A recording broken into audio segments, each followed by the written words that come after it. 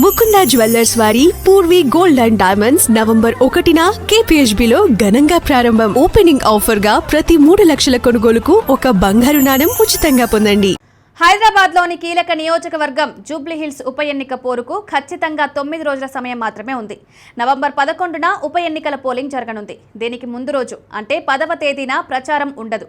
అంతా నిశ్శబ్దం. దానికి ముందు రోజు అంటే 9వ తేదీన సాయంత్రం 5 గంటలకే మైకులు ఆపేయాలని, ప్రచారం నిలిపేయాలి.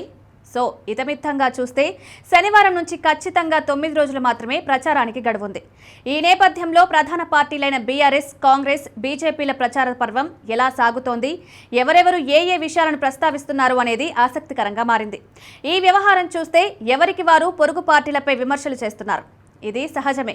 ఎన్నికలు అంటేనే ప్రత్యర్థులను టార్గెట్ చేయడం. అయితే ఇదే సమయంలో బీఆర్ఎస్, కాంగ్రెస్లో సెంటిమెంట్ను నమ్ముకున్నాయని విశ్లేషకులు చెప్తున్నారు.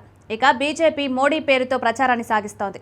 అయితే ఈ మొత్తం వ్యవహారం ఎలా ఉన్నా అటు బీఆర్ఎస్ పార్టీ నాయకులు గతంలో తాము చేసిన పాలనను, అమలు చేసిన పథకాలను పెద్దగా ప్రస్తావించడం లేదు. నిజానికి కేసీఆర్ పాలన దిగిపోయి 20 మాసాలే అయింది. ఆ పాలన తాలూకు అంశాలను ప్రచారం చేసుకునే అవకాశం ఉంది. కానీ ఎందుకో దాన్ని వదిలేసి హైడ్రా, బుల్డోజర్, సునీతమ్మ సెంటిమెంట్, గోపీనాథ్ మంచితనాన్నే బీఆర్ఎస్ నాయకులు ప్రచారం చేస్తున్నారు. మొత్తంగా గతంలో కేసీఆర్ పాలనను పెద్దగా గుర్తుకు తేవడం లేదు.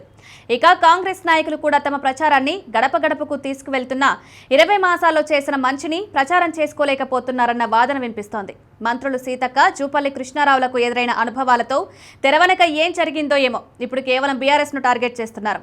అదే సమయంలో సెంటిమెంట్ను రాజేస్తున్నారు. మైనారిటీ ఓట్లు సహా బీసీలకు న్యాయం చేశామన్న వాదనను వినిపిస్తున్నారు. నిజమైన బీసీ పార్టీ అంటూ ప్రచారం చేస్తున్నారు. నవీన్ యాదవ్ బీసీ కావడం, బీఆర్ఎస్, బీజేపీలు ఓసీ అభ్యర్థులను ఎంచుకోవడాన్ని కాంగ్రెస్ ప్రజలకు విస్తరిస్తుండడం గమనార్హం.